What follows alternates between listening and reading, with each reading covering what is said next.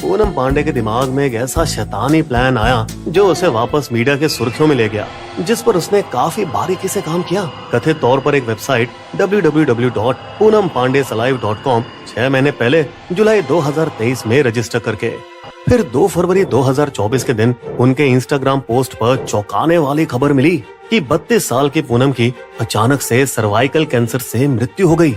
लोग मान नहीं पा रहे थे, पर उनके मीडिया मैनेजरों ने भी इस खबर को पुख्ता किया। ये बहुत दुख की बात है, हमने ये पूनम की बहन से सुना। लेकिन कोई और ना तो पांडे की बहन ना ही उनके परिवार वालों से संपर्क कर पाया। वैसे खबर भी ऐसी थी कि क्या बोले, हो सकता है कि गहरे शोक में चले गए हों, क्योंकि 4 दिन पहले तो पूनम बिल्कुल तंदुरुस्त लग रही थी और उसने गोवा में क्रूज पर रात भर पार्टी भी की और अगले दिन काले लेटेस्ट जंपसूट में लुभावने पोज देते हुए एकदम टिप टॉप हट्टी कट्टी दिख रही थी। फिर अचानक से कैसे गुजर गई? सिवाय इसके कि अगले दिन 3 फरवरी को, जैसा कि आप सब जानते होंगे, वो इंस्टाग्राम पर उछल आई और खुद को जिंदा बताया। हेलो ऑल, ये सर्वाइकल कैंसर अवेयरनेस के लिए था। मर के जिंदा हुए सेलेब्स की लीग में अब उनका भी नाम आएगा, जैसे क्यूकी की मिहीर, WWE के अंडरटेकर और GOT के जॉन स्नो। उनके इंस्टाग्राम प्रोफाइल पर उमड़ी भारी भीड़ को पूनम ने अपनी वेबसाइट www.poonampandesalive.com पर धकेला, सर्वाइकल कैंसर के बारे में जानकारी प्राप्त करने के लिए, जिसकी जागरूकता हर साल जनवरी में मनाई जाती है। बढ़िया मार्केटिंग स्टंट है ना? लेकिन एक मिनट रुकिए, आइए अब URL को दोबारा पढ़ें, क्योंकि ये काफी हद तक पूनम पांडे पर फोकस है और सर्वाइकल कैंसर पर बहुत कम। और जो थोड़ा बहुत कंटेंट उस पर था वो भी अमेरिकन कैंसर सोसाइटी से सीधे उठाकर यहाँ छापा गया, बिना उनका नाम दिए। ताज्जुब इसलिए भी होता है कि इससे पहले अपने किसी भी सोशल मीडिया पोस्ट में सर्वाइकल कैंसर तो छोड़ो, पूनम ने स्वास्थ्य के बारे में शायद ही कभी बात की होगी। चतुराई से कैंसर जागरूकता को अपनी परछाई में छुपाकर उन्होंने मीडिया की स्पॉटलाइट अपने ऊपर ले ली।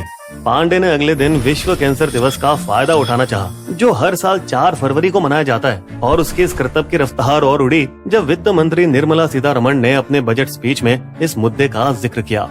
सरकार प्रोत्साहित करेगी 9 से 14 साल की उम्र की लड़कियों को HPV वैक्सीन लेने के लिए। इस बड़े मुद्दे को फैलाने का मकसद बनाकर उसकी चाल सोशल मीडिया के शोर को काटने में सफल रही और लोगों को उनकी रोजमर्रा की जिंदगी से जगाने में भी, जब उसने इन जरूरी मुद्दों पर बात करने पर मजबूर किया। राष्ट्रीय न्यूज में 1000 से ज्यादा सुर्खियां बटोरी। क्या ये काफी नहीं उनके इरादों को सवालों के कटघरे से बाहर रखने के लिए? खासकर जब गूगल ट्रेंड्स में दिखा कि सर्वाइकल कैंसर शब्द को इतिहास में सबसे ज्यादा बार खोजा गया, सिर्फ उनकी सोशल मीडिया वाली मृत्यु के बाद। हालांकि असलियत में वो पूनम पांडे थी जिसे सर्वाइकल कैंसर से भी ज्यादा खोजा गया, और उसी ने इंस्टाग्राम पर पिछले 1 महीने में लाखों फॉलोअर्स बढ़ाए, कुछ 20 लाख से ऊपर पहुंचकर। क्या पांडे ने खुद के दम पर इस आंकड़े को हासिल किया? राखी सावंत की माने तो नहीं। कोई बात नहीं, गालियाँ पड़ रही हो, आज पड़ी कि सब कल भूल जाएंगे, लेकिन तू जिंदा थी तो तुझे उतनी पब्लिसिटी नहीं मिली, मरने के बाद तुझे मिली।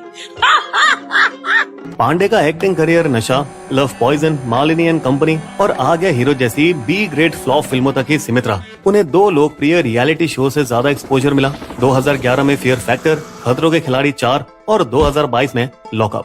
बोले तो पांडे के लिए पब्लिसिटी स्टंट कोई नई बात नहीं। मुंह फट पांडे ने 2011 में बड़े जोश से ऐलान किया था कि वे सारे कपड़े उतार कर नग्न हो जाएंगी अगर भारत क्रिकेट विश्व कप जीता, पर ऐसा किया नहीं। हालांकि 2012 में उन्होंने शाहरुख खान के लिए कपड़े जरूर उतारे, उनकी टीम कोलकाता नाइट राइडर्स के पहली बार IPL जीतने के बाद। फिर उसके ऐप को 2017 में लॉन्च के 1 घंटे के अंदर ही गूगल प्ले स्टोर पर बैन कर दिया गया, अश्लील कंटेंट होने की वजह से। गोवा पुलिस ने 2020 में उनको सरकारी संपत्ति पर बिना परमिशन के अश्लील वीडियो शूट करते समय भी हिरासत में लिया था। और विडंबना की बात यह है कि उन्होंने पॉर्न मामले पर राज कुंद्रा पर आरोप लगाए कि उन्होंने उनका नंबर पब्लिक में लीक कर दिया, कुंद्रा के एक फिल्म ऑफर को इनकार करने के बाद। लेकिन शायद उनका सबसे वाहियात फर्जी स्टंट रहा होगा सैम बॉम्बे से शादी करने के सिर्फ 2 हफ्ते बाद, सितंबर 2020 में, जब उन्होंने उनके खिलाफ घरेलू हिंसा का मामला दर्ज किया और यहाँ तक आरोप लगाया कि उसने उन्हें इतनी बुरी तरह से पीटा कि उसे ब्रेन हैमरेज हो गया। शायद ये सब जनता से हमदर्दी पाने की उम्मीद में किया, क्योंकि मजे की बात यह है कि सैम को वो वापस प्यार करने लगी अचानक 1 हफ्ते बाद। हालांकि कई सारे नामचीन सेलेब्स ने किसी न किसी प्रोडक्ट या अभियान की एड के लिए नकली स्टंट किए हैं। इसके एक महीने पहले जनवरी 2024 में नोरा फतेही का एक डीप फेक वीडियो वायरल हुआ, जिसमें वो फैशन ब्रांड लुलुमेलन की एड ऑफ सीजन सेल के एड में पेश आई। इससे कनेडियन कमरिया डांसर और एक्ट्रेस को बड़ा झटका लगा। नकली वीडियो में फैशन ब्रांड का नाम चालाकी से एक अंतर्राष्ट्रीय ब्रांड लुलुलेमन जैसा रखा ताकि ग्राहक गुमराह हो जाएं।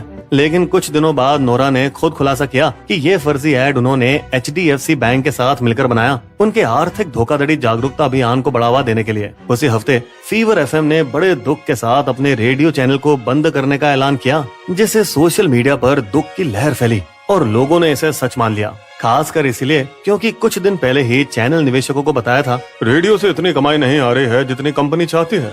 लेकिन फिर वही ये मार्केटिंग के लिए नौटंकी थी, सिर्फ अपने चैनल को एक नए अवतार में लॉन्च करने के लिए। पिछली जुलाई में दुलकर सलमान ने नींद न आने का नाटक किया, ये दिखाने के लिए कि IQ ब्रांड के फोन में इतना मजा आया कि वे रात भर जगे रहे। उससे एक महीने पहले काजोल ने अपने सारे इंस्टाग्राम पोस्ट मिटा दिए एक रहस्यमय नोट के साथ। अपने जीवन की सबसे मुश्किल ट्रायल में से एक का सामना कर रही हूँ। सोशल मीडिया से ब्रेक लेना होगा। उनके जज्बाती फैंस रोने पर आ गए, उनके इस मानसिक हालात पर दुख प्रकट करते हुए। हालांकि कुछ ही घंटों बाद सभी पोस्ट वापस आ गए उसकी नई आने वाली वेब सीरीज द ट्रायल के प्रोमो के साथ। बॉलीवुड अभिनेता रणवीर कपूर ने एक फैन के साथ सेल्फी लेकर उस फोन को फेंक दिया, सब ओप्पो ब्रांड के खातिर। एक्ट्रेस अनुष्का शर्मा ने गुस्से में दिसंबर 2022 में सोशल मीडिया पर एक ब्रांड को जमकर डांटा। पूमा बिना इजाजत के मेरी फोटोज का इस्तेमाल कर रहा है। लेकिन ये भी एक स्टंट था ब्रांड का नाम फैलाने के लिए, क्योंकि प्यूमा उन्हें ब्रांड एम्बेसडर बनाने के बाद कुछ शोर मचाना चाहते थे। यहाँ तक कि सज्जन और सुशील क्रिकेट कमेंटर हर्षा भोगले का भी लाइव स्ट्रीम के दौरान अपहरण किया गया, जिससे फैंस चिंता में पड़ गए।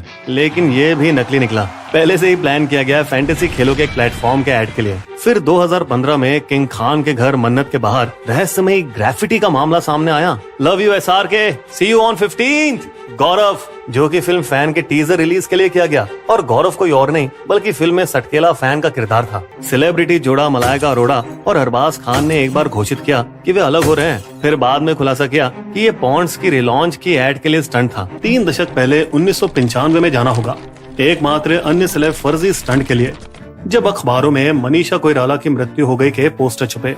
जिस फर्जी खबर को डायरेक्टर महेश भट्ट ने अपनी फिल्म क्रिमिनल को प्रमोट करने के लिए फैलाया, जिसमें मनीषा का किरदार मर जाता है और एक्टर नागार्जुन इसकी जांच करता है, जबकि हर नकली स्टंट सच्चाई की सीमा खींचते हैं। मृत्यु जैसे संवेदनशील टॉपिक पर स्टंट करना गैर जिम्मेदाराना है।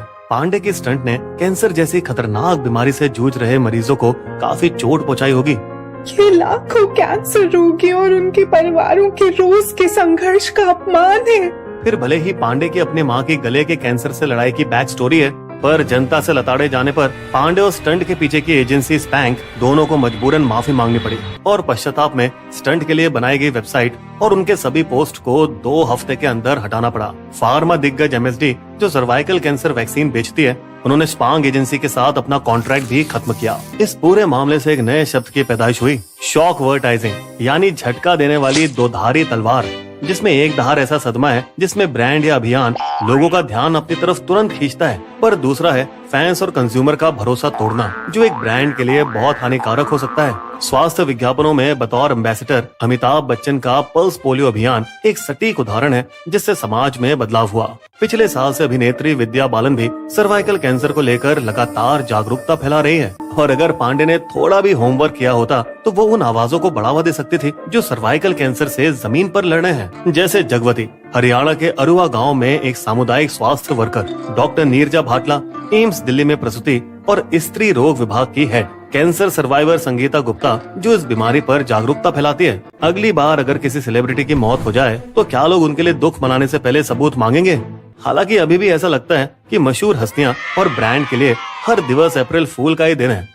सर्वाइकल कैंसर ज्यादातर HPV वायरस से होता है, जो यौन संपर्क, गुदा, मौखिक या योनि से फैलता है। सर्वाइकल कैंसर दूसरी सबसे अधिक घातक बीमारी है भारत के मध्यम आयु वर्ग की महिलाओं में स्तन कैंसर के बाद। भारत में सिर्फ 1% महिलाओं को सर्वाइकल कैंसर के लिए जांच की जा रही है, जबकि विश्व स्वास्थ्य संगठन के मुताबिक 21 की उम्र के बाद कम से कम 70% महिलाओं का परीक्षण होना चाहिए। 2022 में भारत में सर्वाइकल कैंसर के 1.25 लाख मामले सामने आए, जिनमें से 75,000 की मौतें हुई। इनमें से 93% मामलों को HPV वैक्सीन के जरिए रोका जा सकता था, अगर वो 9 से 26 वर्ष की आयु के बीच दिए गए होते। सुरक्षित यौन संबंध जैसे कम पार्टनर्स रखना, कॉन्डम का उपयोग करना और अन्य यौन संचारित संक्रमणों के खिलाफ टीका लगवाना अतिरिक्त सुरक्षा प्रदान करता है।